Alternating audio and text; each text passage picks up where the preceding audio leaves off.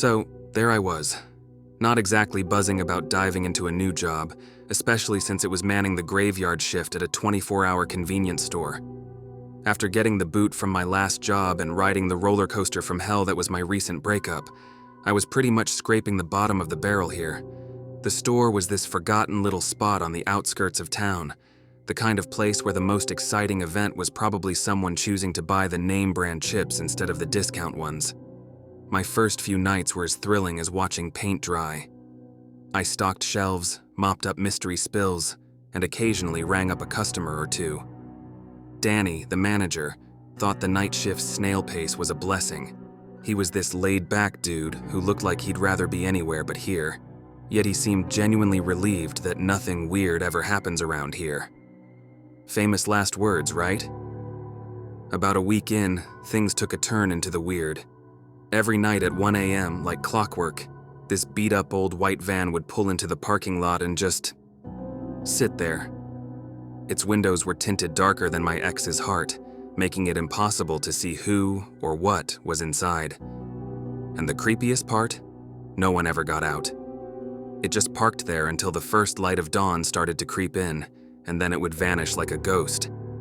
I tried to shake it off, telling myself it was probably just some night owl with a weird routine, but the van's nightly visits started to mess with my head. So I brought it up to Danny, who mentioned he remembered the van from back in his early days working at the store. It used to be a regular, then disappeared, and now it was back like a bad sequel. He joked about it being haunted, but the laugh didn't quite reach his eyes. The van itself was a piece of work, paint peeling, body dented, and those unnervingly dark windows. Finally, I made it my mission to try and peek inside that black hole of a car.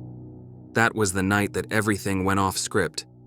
The van showed up, and I figured I'd take out the trash as an excuse to get a closer look. As I walked past, it suddenly blasted old-timey music, like something out of a horror movie, sending shivers down my spine.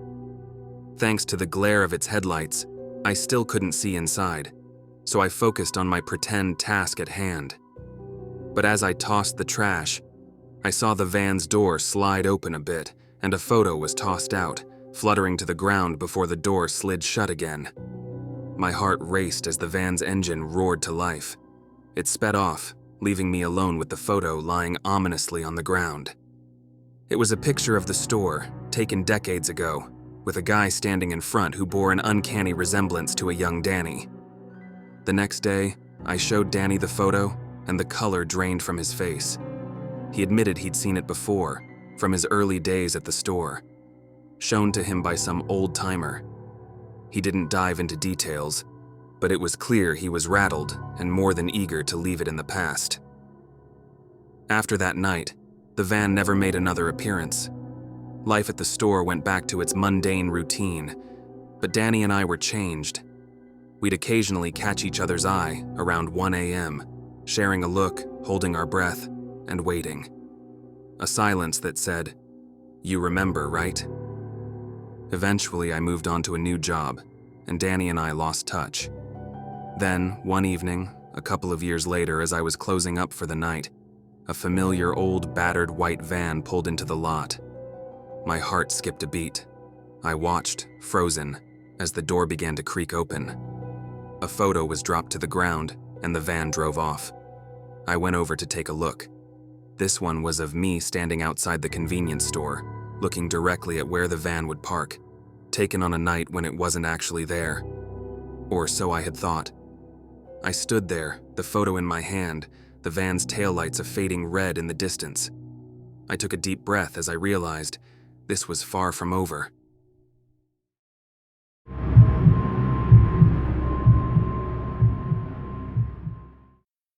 A few months ago, I got roped into covering the night shift from 10 p.m. to 4 a.m. at the local convenience store where I worked. It was a last-minute call because someone else bailed. The store sat on a busy road, but was in a spot that felt more rural and deserted as the night crept in. On a typical night shift, you'd see 10 to 20 folks stop by, usually grabbing a beer or some late-night snack. But this one night, things took a turn for the weird. This guy, who couldn't have been older than mid-20s, strolls in.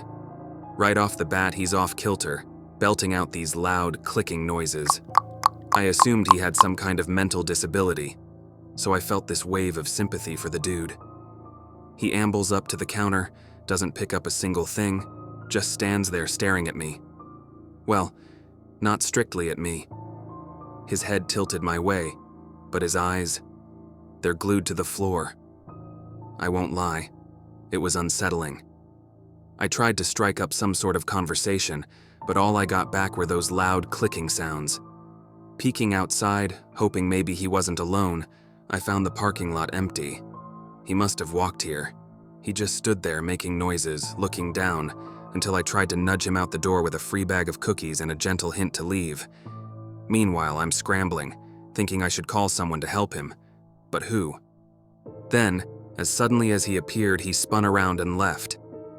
Relief washed over me, but it was tinged with this eerie feeling I couldn't shake. About an hour later, the store phone rings.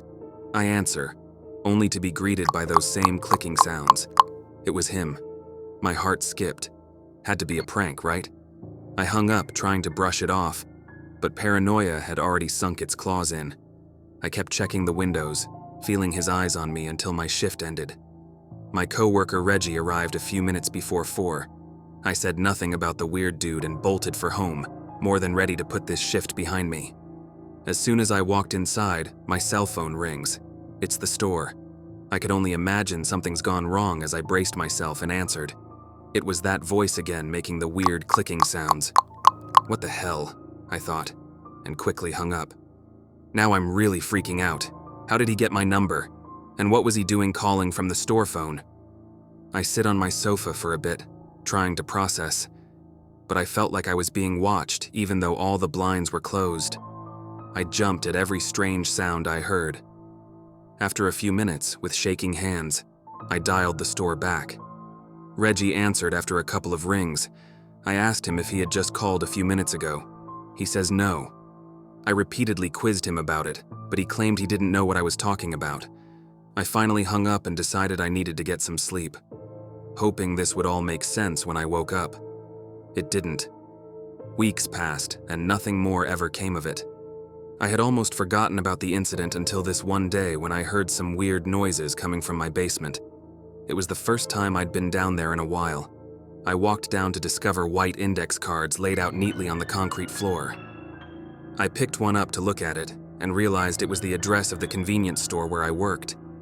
On the other cards, I found my home address, my cell phone number, the names of my parents and sister, and their addresses and phone numbers. I was staring intently at the cards, trying to make sense of this, when I heard clicking sounds coming from the corner of the room. I spun around, my eyes straining to see through the darkness as the guy stepped into the light, a wide smile on his face. He thanked me for the cookies and a place to crash, then walked up the stairs and left. Fortunately, I never saw or heard from him again.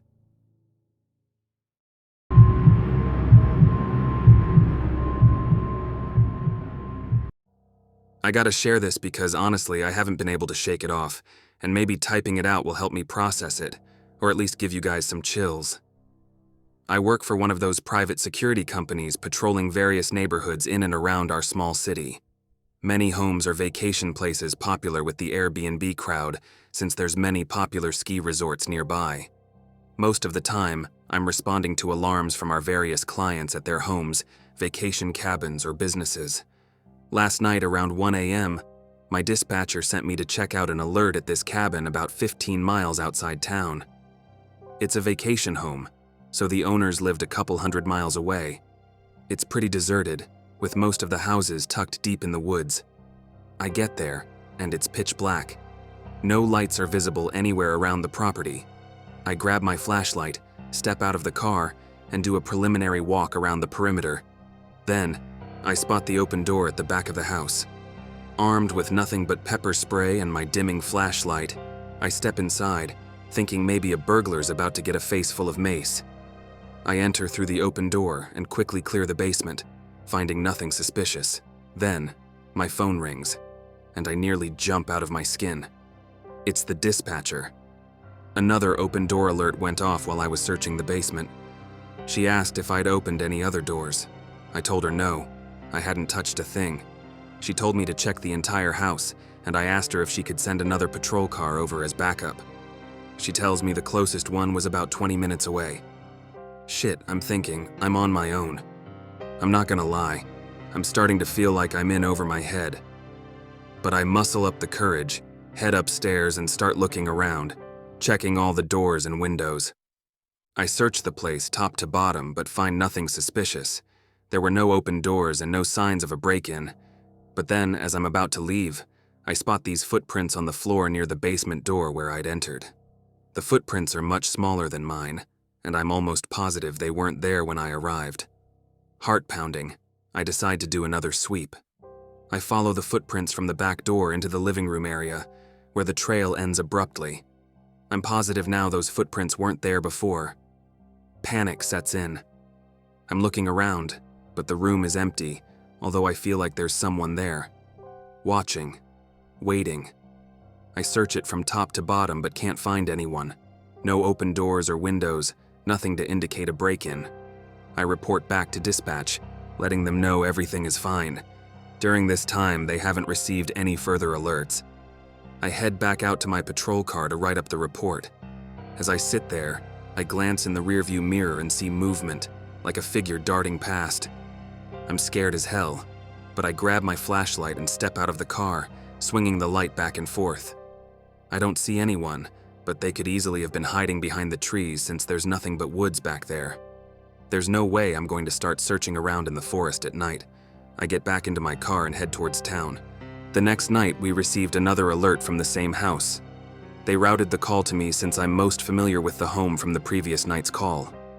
I did my routine check, my heart doing double time because of the night before, but nothing was out of place, or so I thought. As I'm about to leave, convinced it's another false alarm, my flashlight catches something on the living room wall. I must have missed it the first time. In the dim light, I see a drawing. It looks like it's been done in crayon, real crude. A stick figure with a pair of eyes, big and round, and right under it, in large, shaky letters, is sprawled the words, "I see you." I froze, the hairs on the back of my neck doing the cha-cha. I didn't remember seeing any kids' stuff around the house on my first sweep, and those footprints from last night almost seemed too small for an adult. I'm about to radio this in, but my phone signal keeps dropping.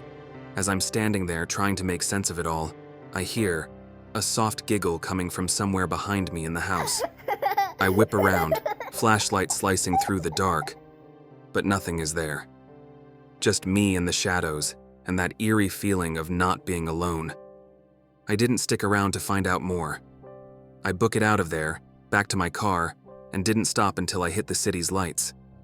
In my report, I put down that I didn't find a thing, and that I suspected it was a false alarm.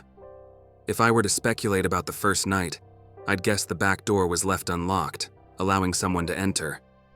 It's possible they hid in a closet or some other spot, exiting through the basement door when I moved upstairs.